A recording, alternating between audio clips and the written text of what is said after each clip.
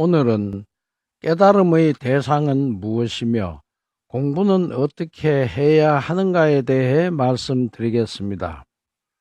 깨달음의 세계로 빠르고 정확하게 들어가기 위해서는 공부의 대상을 무엇으로 하고 공부를 어떻게 해야 하는지가 가장 중요합니다. 깨달음의 세계로 들어가는 공부는 지식을 탐구해서 지식을 정장시키고 쌓아가는 공부와는 전혀 다릅니다. 지식을 탐구할 때는 여러 가지를 섭렵해야 하나 깨달음의 공부는 하나에 깊게 몰입하는 사색을 해야 합니다. 따라서 공부하는 방법이 같을 수는 없습니다. 섭렵하게 되면 더욱 많은 것을 알아내게 됨으로써 새로운 사실을 알아내게 되거나 새로운 것을 발명하게 될 것입니다. 그러나 깨달음의 공부는 하나에 몰입하여 사색을 함으로써 진여를 체득하거나 우주의 경영 원리인 인과법을 확실하게 알아내고 우주는 어떻게 순환하고 있는지를 아는 일입니다.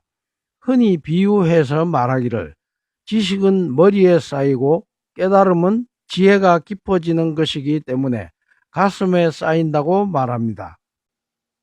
지식은 주로 과학을 발전시킴으로써 인간의 생활을 더욱 편리하게 하는 데 쓰이고, 지혜는 우주와 나는 분리된 것이 아니라 하나로 연결되어 있다는 진실을 깨달음으로 확실하게 알게 됨으로써 그동안 분별하고 차별하던 이기심이 사라지고 모두와 함께하는 나눔의 이타심으로 전환하는 데 있습니다.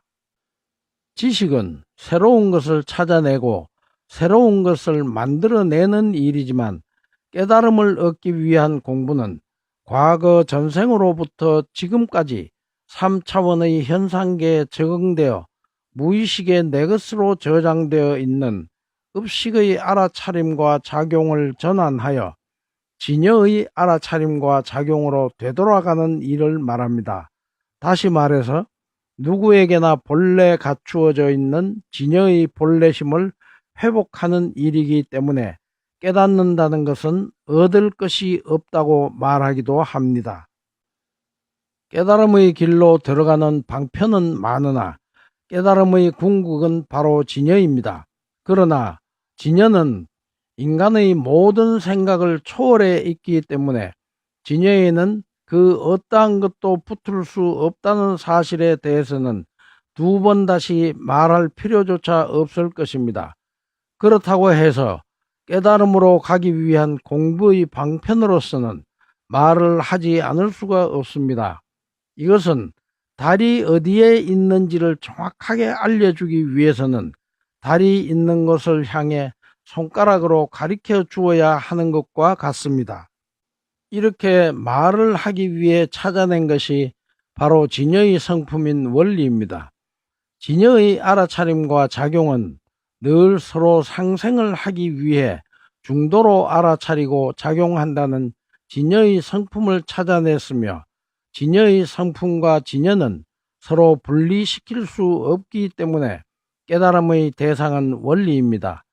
원리를 깨달으면 진여를 깨닫는 것과 같아지기 때문입니다.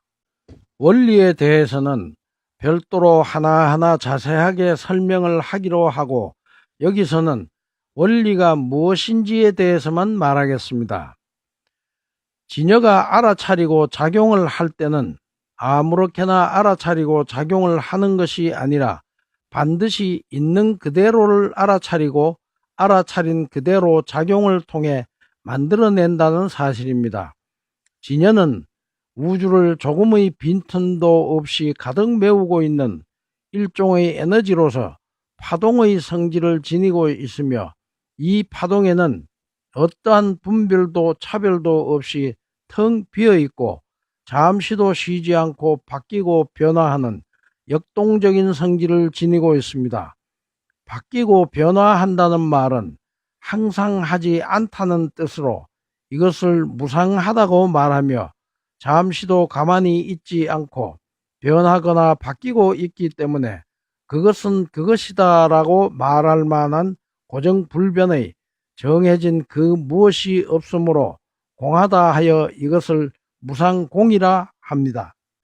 따라서 바뀌고 변화하는 작용으로 인해 모든 것을 창조해 내는데, 이때 이것과 저것은 서로 주고받는 상호 의존성 또는 상호 관계성으로 그 존재가 가능하기 때문에 이것을 연기관계라 합니다.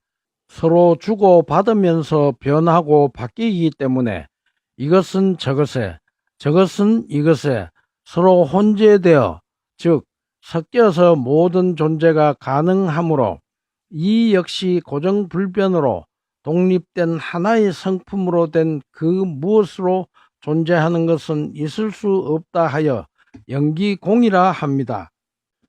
진여의 성품인 무상과 연기를 깊게 사색해 보면 공을 보게 되고, 공을 보면 열애, 즉 진여를 보게 된다고 금강경에서는 말하고 있습니다.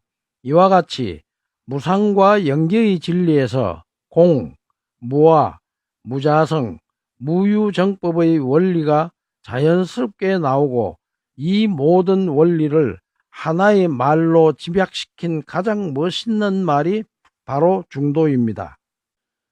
나라는 존재는 다른 모든 것과 함께하는 가운데 그 모든 것이 다 나와 본질적으로는 둘이 아니고 다르지 않다는 불이를 깨닫고 나면 만상이 다 나 아닌 것이 없다는 진실을 체득하게 되는데, 이것이 무아를 체득하는 일입니다.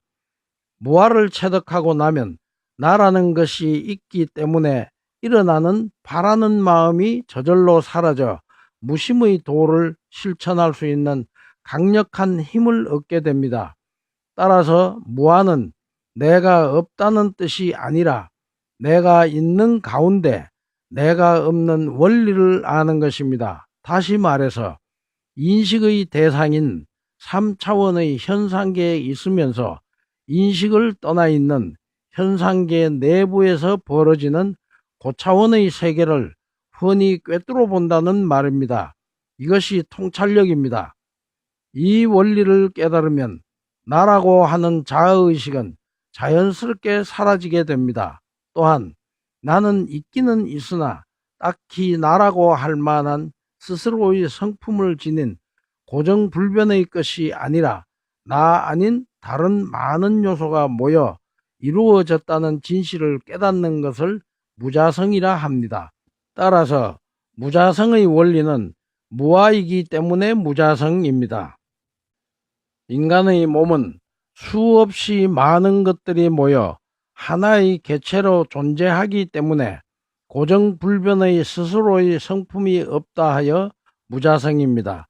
우주의 모든 것이 우리들의 몸에 다 들어있기 때문에 137억 년이라는 우주의 시간이 필요했던 것입니다. 그래서 내가 우주고 우주가 바로 나입니다.